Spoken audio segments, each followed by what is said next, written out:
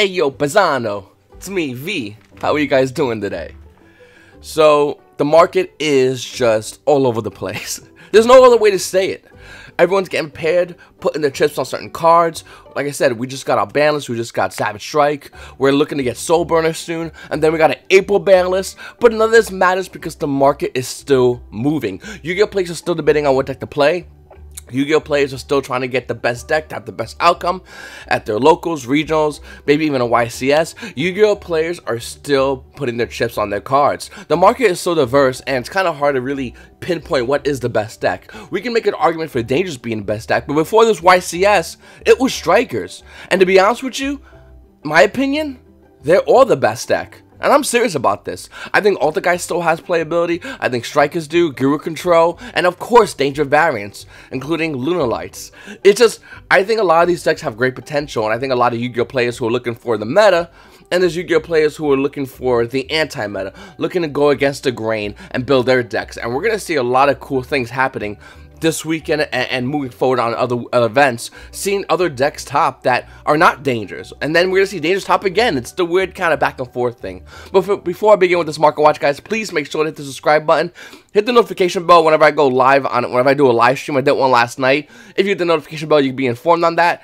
Comment below and hit subscribe. Did I say hit subscribe? Hit subscribe anyway. Hit it again. And then hit it a third time in case you did subscribe. Anyway, moving forward in the market watch, guys, Pot of Extravagance is starting to go lower in value.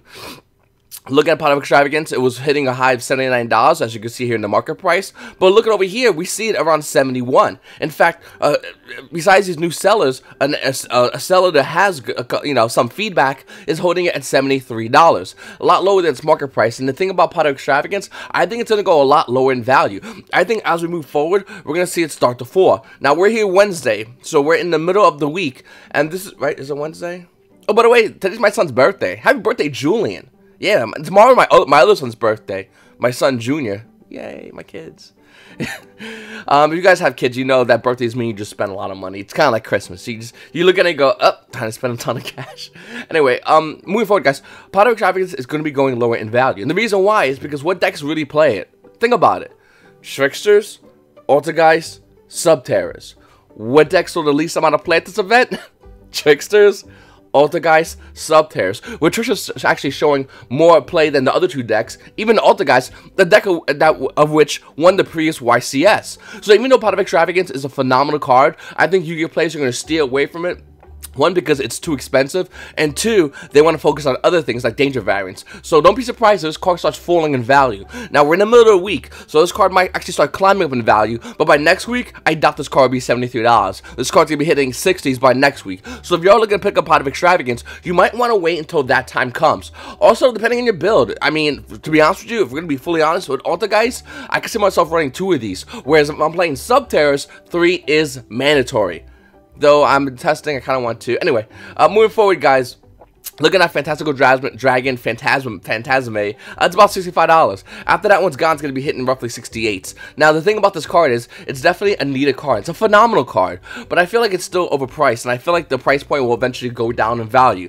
As we move forward in the meta, as we move forward in the market, it will go down slowly. Not as fast as Pot of Extravagance, but still slowly. So keep an eye out for that one. This will go lower in value.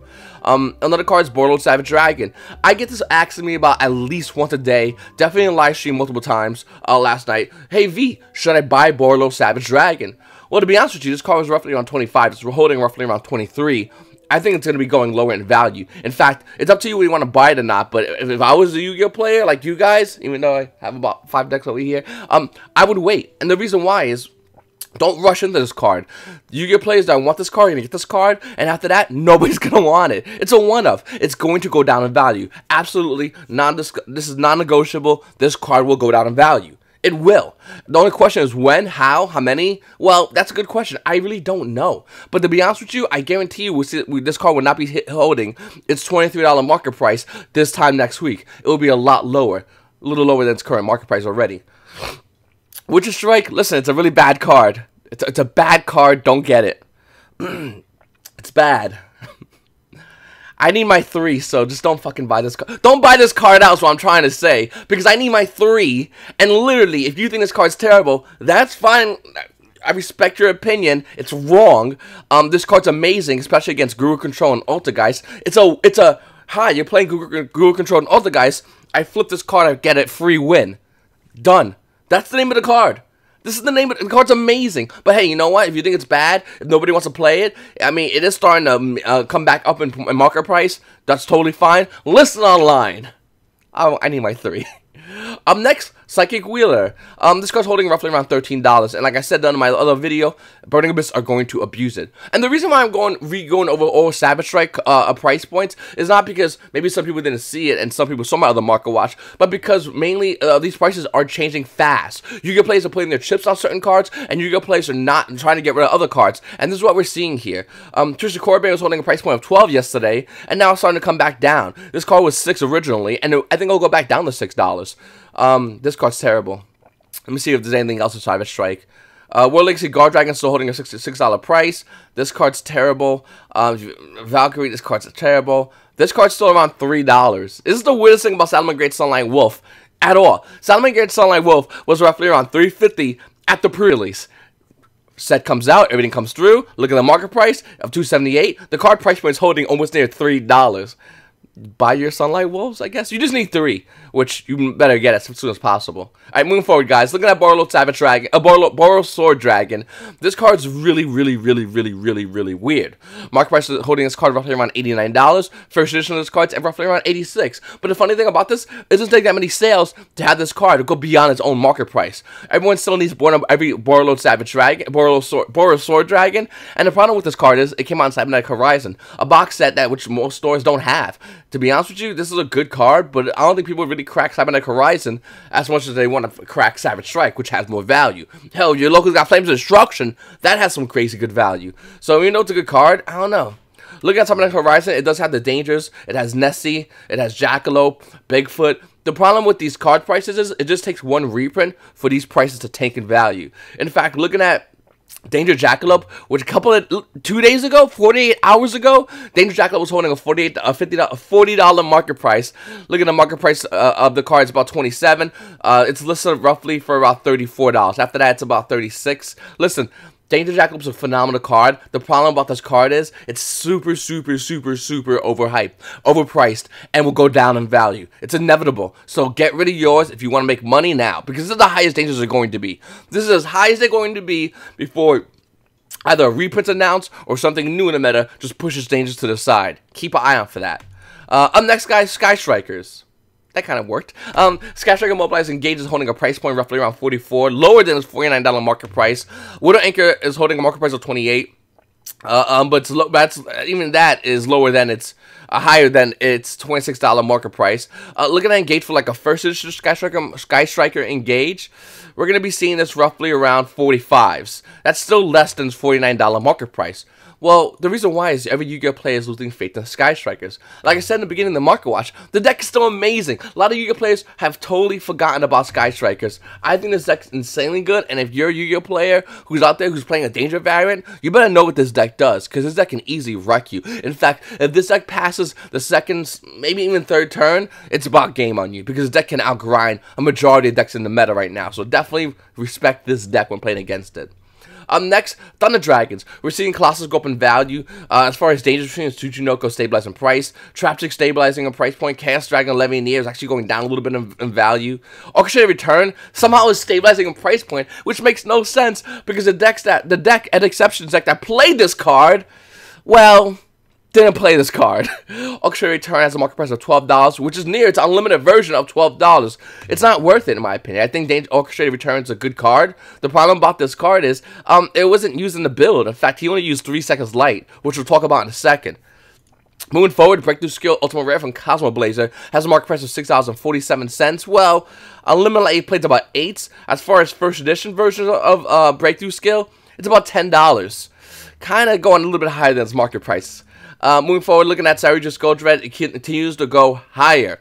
The other day we pointed out the Extreme Force version, which is about $30 from its $23 market price. Well, look at the Megatons now. The Megatons are moving with it now, and this is a healthy move on a card that's seeing meta play. Looking at the Megatons Yugioh Gold Red with a $25 market price, we're seeing it listed at $25. A bunch of them at $25. And the reason why is because Crusader Guard Dragons is a deck. We know it's confirmed. It's a deck now. It's one of the new breakout decks of this past weekend.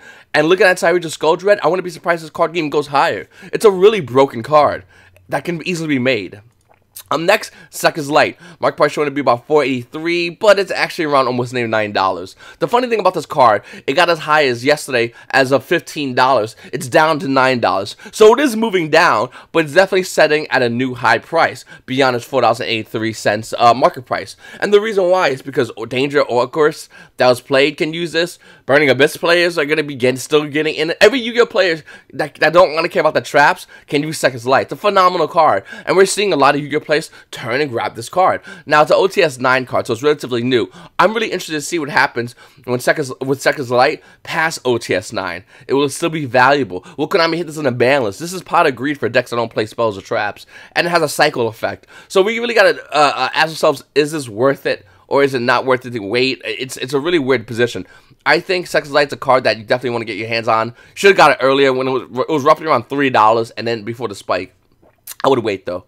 Looking at Heatwave from Star Trek Blast, $5 market price. We're seeing it over here, roughly around $13 for Heatwave. There's a rumor going around that Subterra players can play Heatwave. I'm not a big fan of that card. It's not a bad card. I'm not too crazy about Heatwave in Subterras. I think it's decent, but I'm not too, like I said, I'm not too wild about that idea. The fact that it's a $13 card doesn't surprise me. It came out in Star Trek Blast. It should be It should be $50. It's Star Trek Blast. It's the money set. Up next, Aramage Jasmine. A secret rep from Clash of Rebellions. Only printing. Market price holding this card roughly around $17. And we're seeing it unlimited at $28. First edition, also at $28. After that, lightly played sold, a first edition near mint version of this card is holding around $30. Now, about Aramage Jasmine. Well, I think Konami's going to reprint this card in Power Duelist. Doesn't it not make sense, though? Like, you get the Plant Link monster in Power Duelist. We know this already in April. We get that Plant Link monster. Would it not make sense for Konami to go, how can I make this thing sell more? Oh, I'll put Jasmine in it. I mean, we have Infinite Pyramids. We have the Plant Link monster. Waters get their Link monster. I want this set to sell like hotcakes. Aramage Jasmine, go.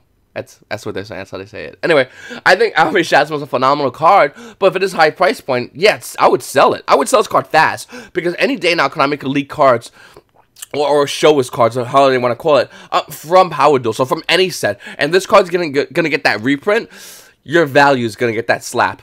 Up next, guys, Power Duality Ultimate Rare. I wanted 3 of these, and I'm upset because I talked about this when it was 50. You can see right here in the market price, 52. And it's even higher than what it was yesterday. It's actually at a price point of 100. After those 3 are gone, it's going to be hitting $120 for Power Duality. So, what's my take on this? First of all, damn, I wish I got my 3 before this happened. I was trying to get my 3.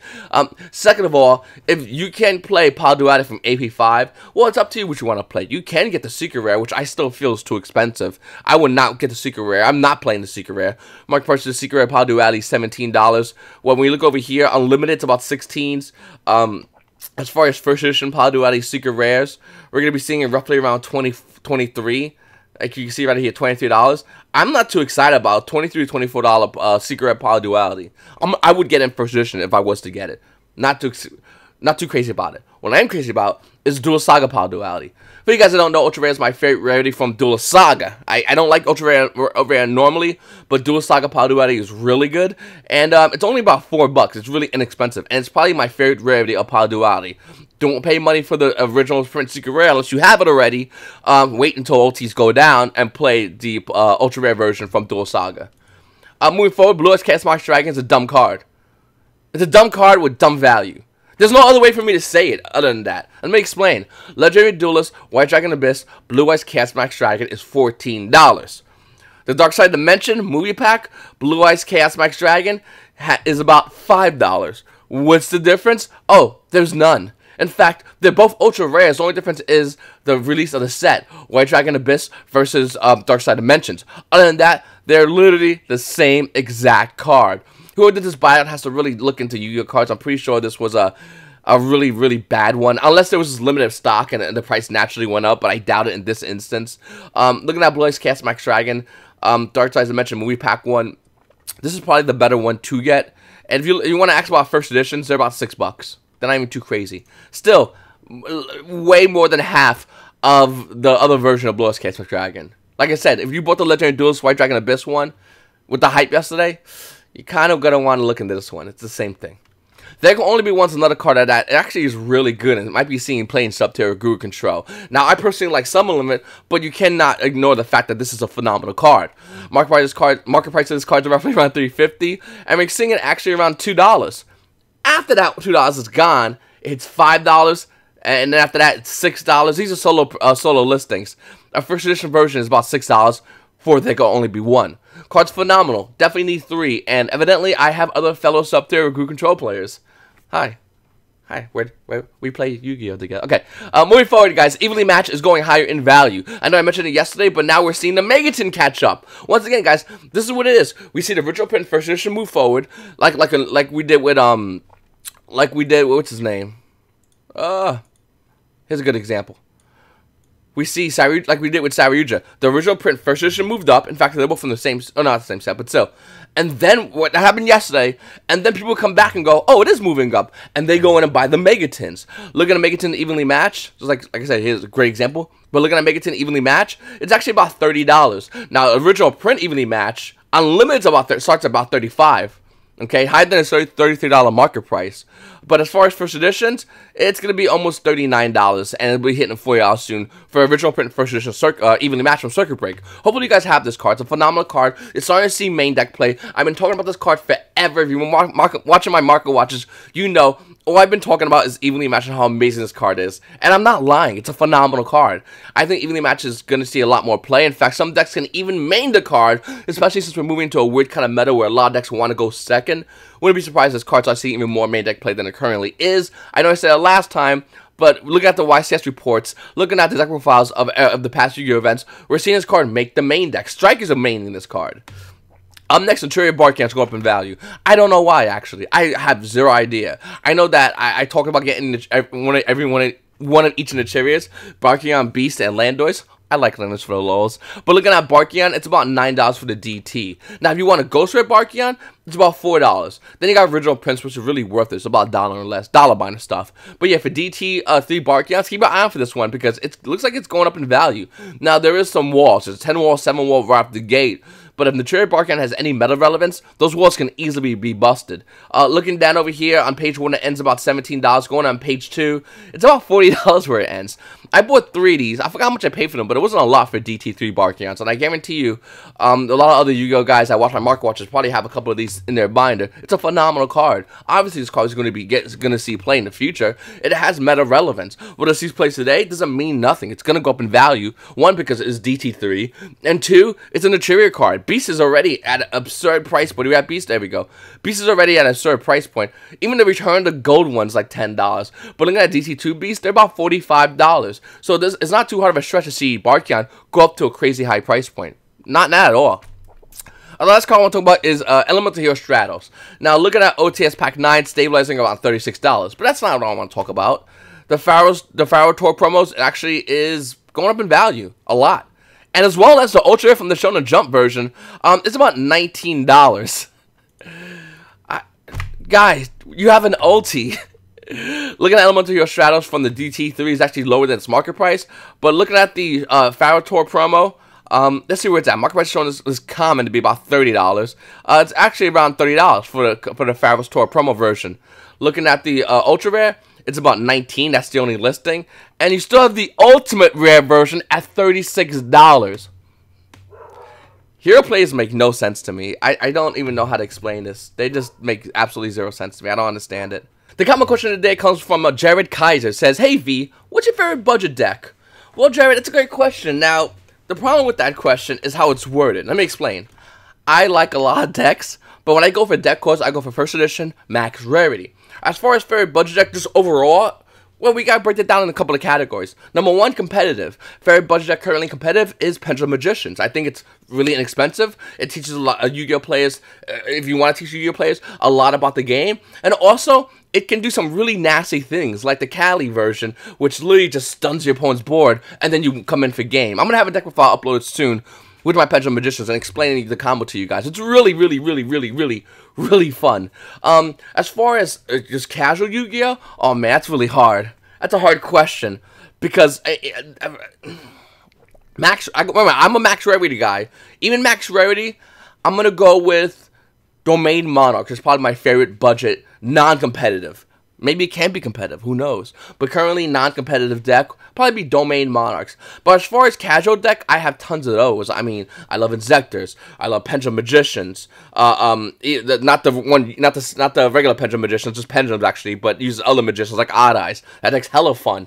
I like Geese, I like Evil Swarms. I love a lot of decks in this game. So as far as favorite deck core that I currently have, I know it's not your question, but it relates. As far as favorite deck core, I have tons. I can't really answer that question. As far as favorite budget deck, like I said, for competitive, it would probably right now be Pendulum Magicians, but that always changes. And for casual, I guess it would be Domain Monarchs, because it's really fun.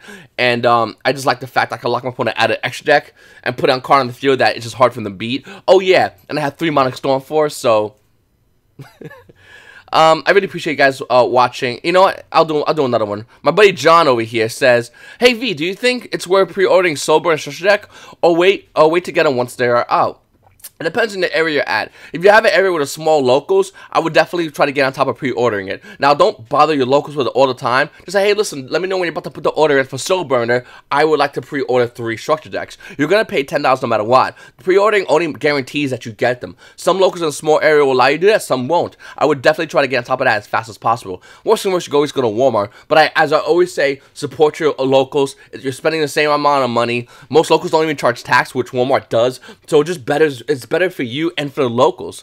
Now, if you're in a bigger area, well, I don't know if you should pre-order Soul Burner. Just make sure they get down there by the time they have Soul Burner. I guarantee you a lot of locals will be able to have it around the 14th. Maybe even 13th, depending on shipping dates. So I would definitely keep an eye out on your locals and ask them, probably give it a couple of days, maybe around like the 11th to 12th, and ask them when they're getting Soul Burner in, and if you could go ahead and pre-order then, or when they're getting Soul Burner in, on the shipping date, once they physically get it, can you pre-order then? Some locals are more comfortable with doing that. Hope this answered your question. Thank you, John, and thank you, Jared. I always say Johnny. Anyway, thank you, John. Thank you, Jared. I really appreciate you guys watching my videos. Guys, if you have a question down below, if you have a question about the video, put it in the comment section down below. I'm stuttering a lot today. Please make sure to hit the subscribe button and hit the like button and the notification bell to let yourself know, and everyone else in your house, wake them up. Marco watches here, boys. It's your boy V. Paisanos, have a great day.